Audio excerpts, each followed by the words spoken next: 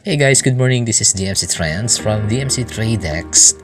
Welcome po sa ating morning grind episode. Pag-usapan po natin ang mga ilang issues at problema na na-encounter ng iba nating mga katropa sa pagtitrade, lalo na sa banner platform na pinopromote natin dito sa OctaFX. Okay? So, makikita nyo po dito yung warning notification natin. Please note, to keep your money safe, we encourage you to withdraw via the same method you use for depositing funds.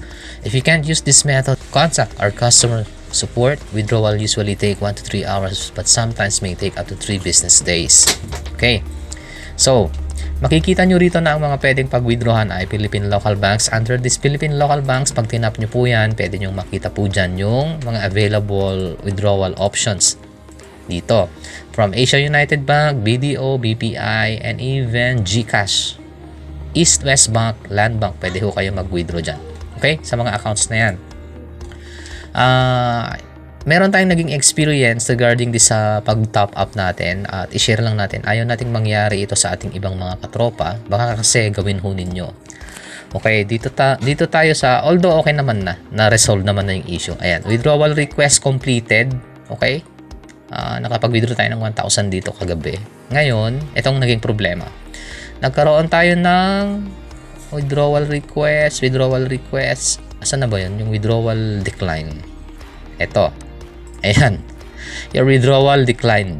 Your withdrawal request was declined. Unfortunately, your withdrawal request was declined for the following reason. Okay, sinasabi dito na photos required prior to withdrawal, credit cards, photos required prior to withdrawal. To transfer your funds, send to our customer support a photo of your credit card where 4 last digits of the number, the cardholder name, and the signature of the back can be easily read. Then, create new withdrawal request. Be sure to hide or blur your CVV or CVC. We won't use it in any case, but it's always good to be vigilant and keep sensitive data private. Binasa ko yung withdrawal request reason natin na na-decline. Ano ang reason? Kasi ganito yan. Bawal na bawal. Kahit sa ibang platform, ganito rin yung rules. Pwedeng pumasok yung mga top up ho ninyo using the credit card na ginamit nyo. Pero, baka magka-problema kayo sa withdrawal later on. Ang nangyari, ganito. Although ginagamit ko ang GCash sa pag-top up and then sa credit card sa pag-top up, pumapasok under my names. Pero, ang problema, pag gumamit ka ng ibang credit card, kunyari, credit card ng kapatid mo, kapilyado kayo, di ba? Or credit card ng asawa mo. Pero hindi yun ang nakapangalan dun sa account na yan. Pero ginamit mo, pumasok. So, papasok naman sa trading platform yun. I-allow nila. Yun nga lang, magkakaroon ka na ng problema later on sa withdrawal. Okay? Yun yung mga nababasa natin na mga reviews, mga bad reviews dito sa platform na hindi sila nakaka-withdraw. Kasi baka nung nag-top up sila, gumamit sila ng ibang credit card account or ibang mga accounts. Ngayon nung mag-withdraw sila, ibang name din.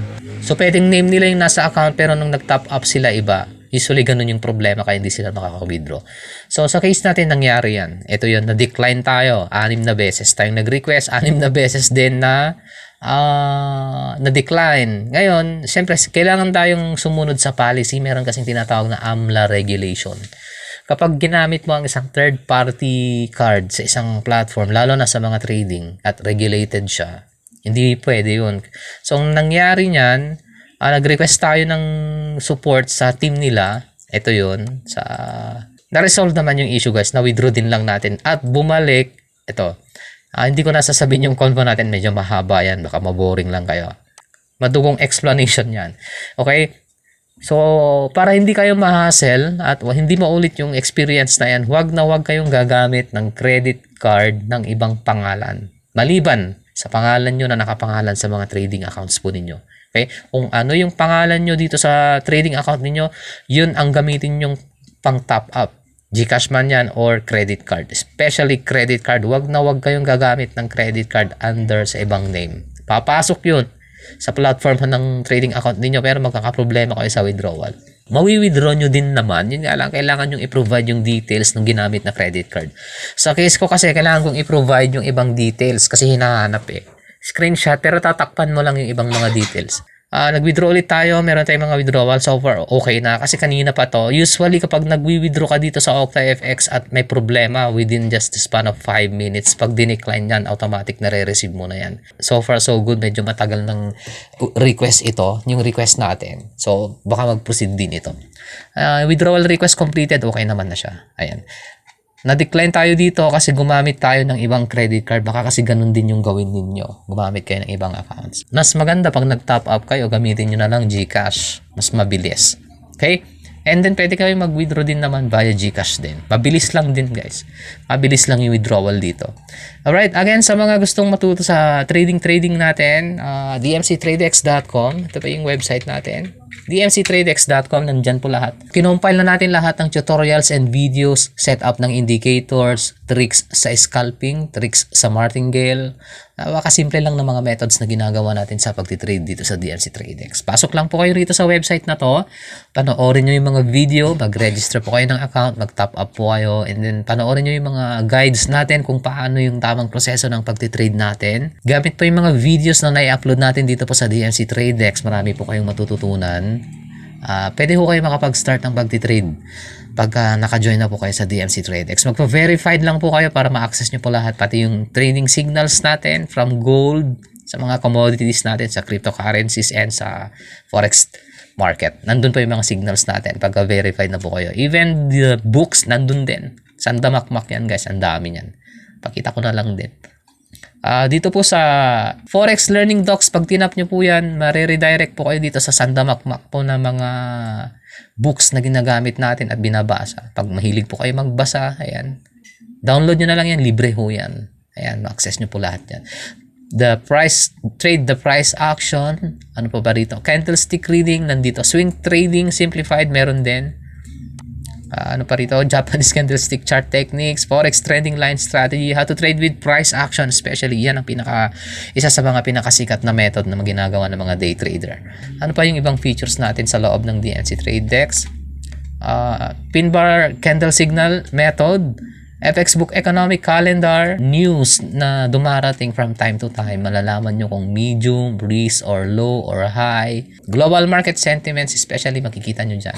Sa take profit warning, panoorin nyo rin yan. Martingale strategy, especially, panoorin nyo po yung video na yan. Setup signal indicator, paano sineset up yung mga indicator na ginagamit natin. Like for example, ito. Okay, kwentuhan ko na lang din kayo para humaba ho itong video natin. Anyway, ito yung signal indicator na ginagamit natin. Paano i-set up yan, stop loss setup, pullback strategy, trading time tips, and then scalping strategy, yan yung mga videos natin. Tapos sa signals, meron na rin tayo na provide na signals dito. Tignan nyo lang kung ano yung time frame na tinitrade ho ninyo. But most of the time, nantitrade tayo 5 minutes and 15 minutes. Yan ang ginagamit nating time frame. Kung ano yung nandyan, yun po yung eksaktong signals na binabato dito sa DMC TradeX. Okay?